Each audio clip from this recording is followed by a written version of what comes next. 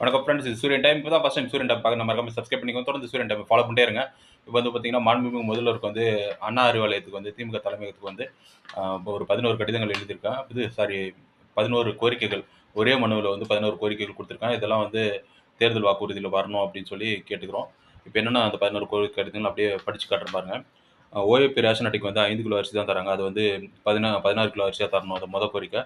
2வது கோரிக்கை பார்த்தீங்கன்னா, சமத்துவ புரங்கள் வந்து அனைத்து வட்டாரங்கள்லயும் இருக்கிறத வந்து உறுதி செய்யணும் அப்படின்னு சொல்லி கோரிக்கை கொடுத்தார். 2வது கோரிக்கை. 3வது கோரிக்கை பார்த்தீங்கன்னா, உழவர் சந்தை வந்து ஒரு மாவட்டத்தில் வந்து 10லேருந்து 15 உழவர் சந்தை இருக்கிறத வந்து தேர்தல் அறிக்கையாக கொடுக்கணும்னு சொல்லி கேட்டிருக்காங்க. 3வது கோரிக்கை. 4வது கோரிக்கை பார்த்தீங்கன்னா, எம்ஆர்ஐ ஸ்கேனு, அப்புறம் வந்து சிடி ஸ்கேனு, எக்ஸ்ரே அதெல்லாம் வந்து பார்த்தீங்கன்னா வட்டார மருத்துவமனையிலேயே கொண்டு வரணும். தலைமை மருத்துவமனையில ரொம்ப தூரத்தில் ட்ராவல் பண்ணுற மாதிரி இருக்குது. அது கேட்டிருக்கேன்.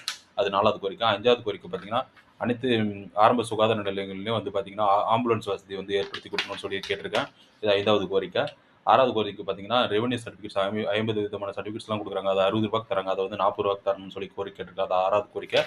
7வது கோரிக்கை பார்த்தீங்கன்னா, முதல் தலைமுறை பட்டதாரி மாணவர்களுக்கு வந்து பார்த்தீங்கன்னா, அரசு பணி வழங்க வேண்டும் ஒவ்வொரு குடும்பத்திலையும் அப்படின்னு சொல்லி கேட்டிருக்கேன். முதல் தலைமுறை பட்டதாரி இருக்கிறவங்க இன்னைக்கு வந்து ஃபில்டர் பண்ணி எடுக்க முடியும்.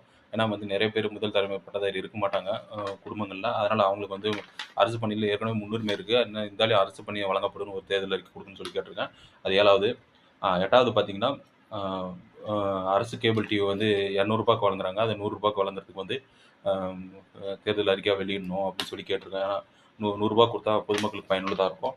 அதே போல் வந்து 9வது கோரிக்கை பார்த்தீங்கன்னா, பிஎஸ்டிஎம் படித்தவர்களுக்கு பிஏ, எம்ஏவில் வந்து இடஒதுக்கீடு கொடுக்கணும். ஸ்போர்ட்ஸ் கோட்டாவில் இடஒதுக்கீடு கொடுக்குற மாதிரி வந்து அதில் வந்து எம்ஏ படித்தவங்களுக்கு வந்து பிஎஸ்டிஎம் படித்தவங்களுக்கு வந்து இடஒதுக்கீடு கொடுக்கணும் டெட்லலாம் அப்படின்னு சொல்லி கேட்டிருக்கேன். தமிழ் படித்தவங்களுக்கு. இது 9வது கோரிக்கை. 10வது கோரிக்கை பார்த்தீங்கன்னா, மாற்றுத்திறனாளிகளுக்கு ஓஏபி வந்து ரூ. 3000 வந்து வழங்கணும்னு சொல்லி கேட்டிருக்கேன்.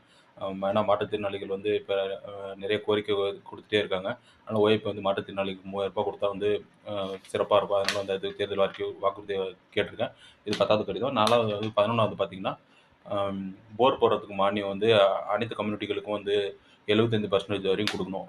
ஏன்னா வந்து அணை கட்டுறது அதெல்லாம் இல்லாமல் இருக்கிறது. மழை பிரச்சனைலாம் ஒரு சில இடங்கள்ல வந்து மழையே பெய்யறதில்ல. அதனால வந்துட்டு அவங்க போர் போடுறதுக்கு சப்போர்ட்டா இருந்தா வந்து குடிநீர் பிரச்சனை, விவசாயம்லாம் நல்லா பொதுமக்கள் செஞ்சுக்குவாங்க. அதனால வந்து மானியம் வந்து அனைத்து கம்யூனிட்டிகளுக்கும் 75% போர் போடுறதுக்கு மானியம் கொடுக்கணும். இந்த ஒரு 11 கோரிக்கை கடிதங்களை வந்து இன்னைக்கு முதல்வருக்கு போஸ்ட் பண்றேன். இது போன்ற அப்டேட் மற்றும் விழிப்புணர்வு தகவலுக்கு சூரிய டைமை தொடர்ந்து ஃபாலோ பண்ணிட்டே இருங்க. தேங்க்யூ.